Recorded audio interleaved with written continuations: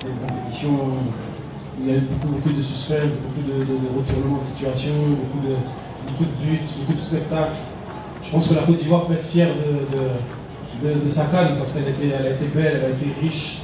Elle nous a réservé beaucoup de surprises et beaucoup de rebondissements. Donc vraiment, je suis content pour le pays d'avoir su organiser une CAN comme ça.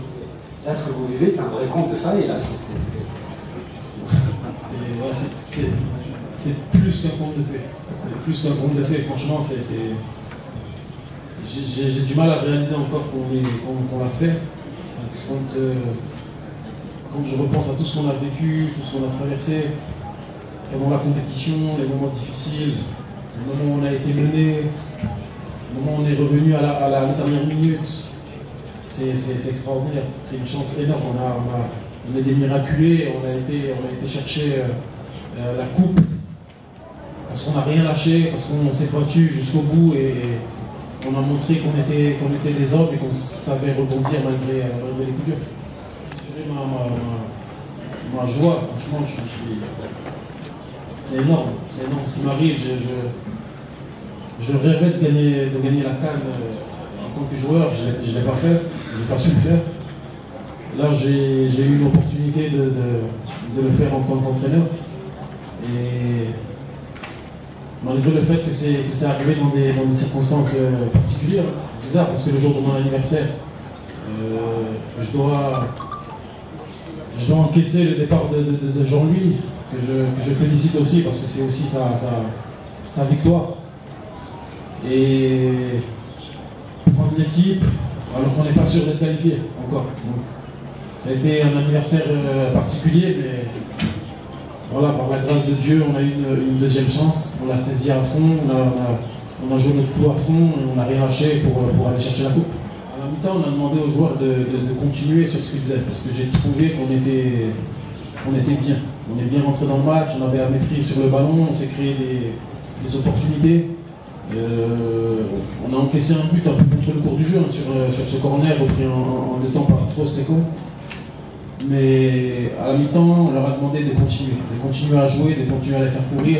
C'était le 7e match aujourd'hui, il faisait chaud. Je les ai sentis un peu émoussés aussi, les Nigérians, sur son match de match. Ils avaient du mal à enchaîner, ils avaient moins de calme que sur le match de poule qu'on a joué contre eux.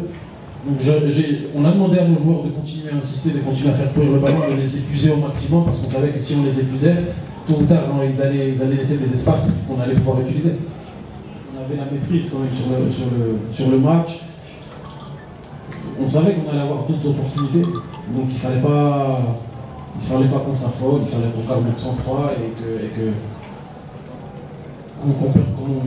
qu'on insiste, parce qu'on savait que tôt ou tard, avec les joueurs qu'on a, avec le pouvoir offensif qu'on a, on était quand même sûr qu'il nous restait quand même pas mal de temps pour revenir. Donc, même malgré ces 2 occasions ratées, on est resté confiant et on savait qu'on allait avoir d'autres opportunités.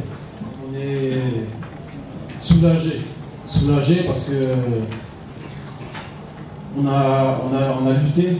Ça a été très dur de relever la tête à chaque fois après les matchs de poule. C'était très difficile de relever la tête et de se remettre sur le droit chemin. Et à chaque fois qu'on a eu nos matchs, contre le Sénégal, contre le Mali, ça a toujours été compliqué, on a toujours été obligé de revenir après le score. Donc, mentalement, physiquement, on a toujours dû puiser dans nos réserves.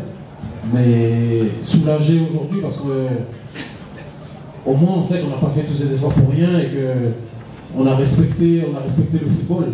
Parce que sur la phase de poule, on était complètement à côté de notre plaque. Hein. On est passé proche de l'élimination, proche de l'humiliation. Et quand on nous a donné une deuxième chance, on a fait preuve d'humilité, on s'est battu pour que cette deuxième chance, on ne la gaspille pas. Donc ce soir, je suis vraiment soulagé et content d'avoir fait tout ce chemin depuis les matchs de poule.